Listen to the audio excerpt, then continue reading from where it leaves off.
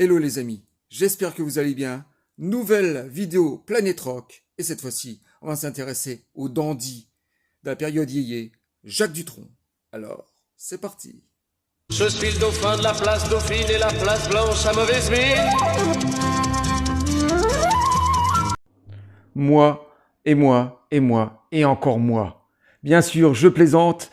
Un grand morceau du grand Jacques Dutronc. Alors, Jacques Dutronc est né d'une famille parisienne plutôt bourgeoise. Son père, ingénieur, sa mère, pianiste amateur. Le jeune Jacques aura un parcours scolaire plus que traditionnel, normal, je dirais. À partir de 16-17 ans, il va commencer à s'intéresser à la musique et particulièrement à la scène rock américaine. On va le retrouver souvent dans des soirées dans les clubs parisiens où se produisent tous ces petits groupes français de rock, avec d'autres grands noms de la scène yéyé comme John Hallyday, Eddie Mitchell, Dick Rivers et d'autres. Mais en parallèle, Jacques Dutronc va se démarquer de ses collègues dans la période yéyé au début des années 60. Lui sera un grand dandy, il va s'intéresser au jazz principalement, qui sera son style de musique préféré. Et à partir de là, il va formater une sorte de variété française avec teinté de blues, de rock psychédélique qui viendra par la suite fin des années 60. Enfin voilà, il va se démarquer de ces grands noms du rock and roll de la période yéyé et dès 61, il va signer chez Vogue. Magnifique coffret de la période Vogue qui va de 66 à 76, qui sera tous ses plus grands tubes. Alors chez Vogue, il fera une dizaine d'albums. Alors je le repose. Alors la période Vogue, bien sûr, c'est tous ses hits qu'il a écrit. Alors son premier grand succès, ce sera Et moi, et moi, et moi, qui va sortir au début des années 60, mais après il va enchaîner tous les succès. Alors Jacques Dutronc, comme je l'ai dit dans l'intro, est un artiste comme ça très classe, très dandy, avec des pantalons plissés, avec des vestes magnifiques en velours, avec des gilets, et il va se démarquer totalement de ses collègues qui sera plutôt de la scène blues, rock, voilà, qui fera de la variété, qui vont essayer de copier un petit peu ce que faisaient les Américains et les Anglais à cette époque. Et lui, pas du tout. Lui, il est vraiment à l'image de la célébrité française, de la variété française. Et ça, il y tient énormément sur son image. Et au niveau de la musique, Jacques Dutronc se rapproche du jazz, comme j'avais dit, mais pas seulement. Il va formater un style assez rock, assez blues, assez rock psychédélique. Et il va mettre de la folk aussi de la symphonie, bien sûr, dans la plupart de ses chansons des années 60, de la période Vogue en tout cas. Et ça va être fantastique pendant 10 ans. On se souvient bien sûr de tous ces titres comme L'Opportuniste, 5 heures, Paris s'éveille, Le Petit Jardin, Poème, Le Père Noël, Le Père Fouettard, je veux dire. Voilà, toutes ces chansons emblématiques, Les Cactus, voilà, ça, c'est énorme, toutes les chansons. Et son style, musicalement, je viens de vous le dire, mais au niveau de l'écriture de ces chansons, c'est assez poétique, c'est assez un humour sarcastique, un humour noir, grinçant, ce qui fera toute sa marque de fabrique à Dutronc pendant toute sa carrière, et aussi de parler de social et politique avec des paroles détournées, avec des jeux de mots. D'ailleurs, je vous conseille vivement que quand vous écoutez toutes les chansons de Dutronc, de bien écouter les paroles.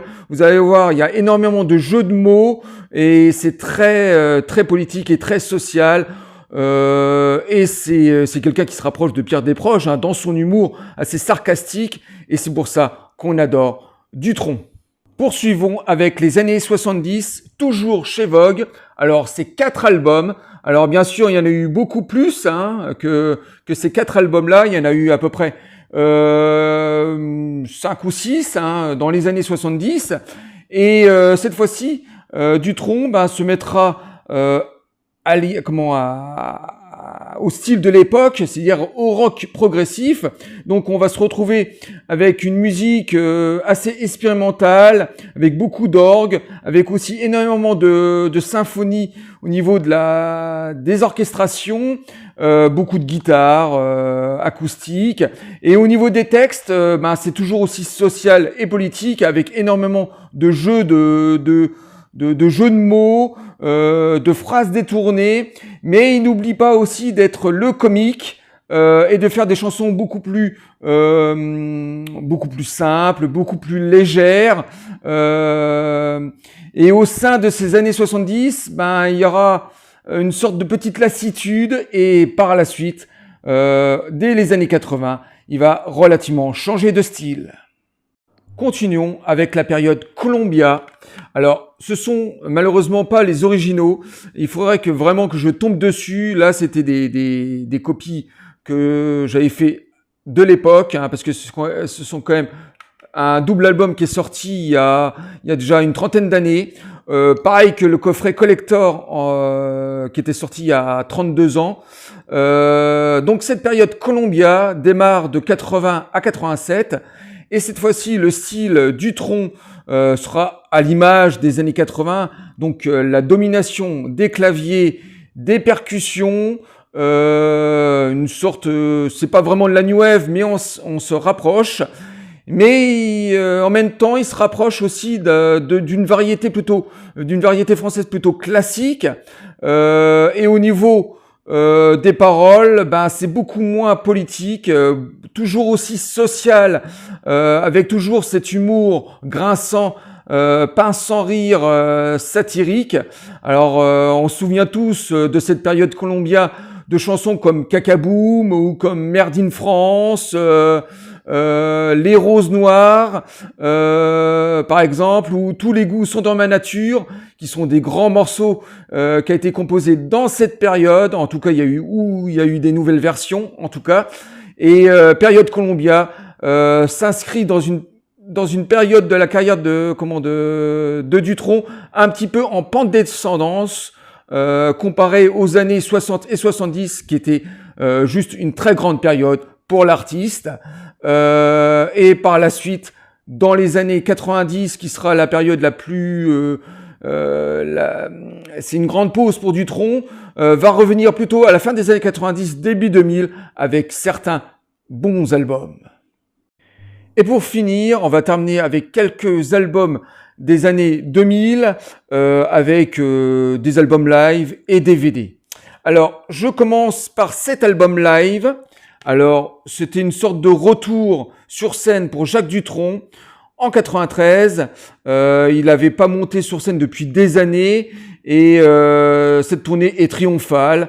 Une très bonne prestation live avec orchestre philharmonique, guitariste contemporain, guitare, basse, enfin tous les instruments classiques qu'on peut retrouver dans un groupe contemporain. Et Dutronc est en grande forme. Il joue même avec le public entre les morceaux, sur les interludes. En tout cas, il participe avec le public. Et c'est un des premiers albums que j'ai possédé de Dutronc quand j'avais ma première platine CD en 90. Donc c'est un des premiers albums avec le coffret Vogue que j'avais de Dutronc. Donc un très bon concert, une très bonne tournée de retour de Jacques Dutronc en 93. Ensuite, cet album sorti beaucoup plus tard, dans les années 2000, au milieu des années 2000, et c'est son dernier album en date.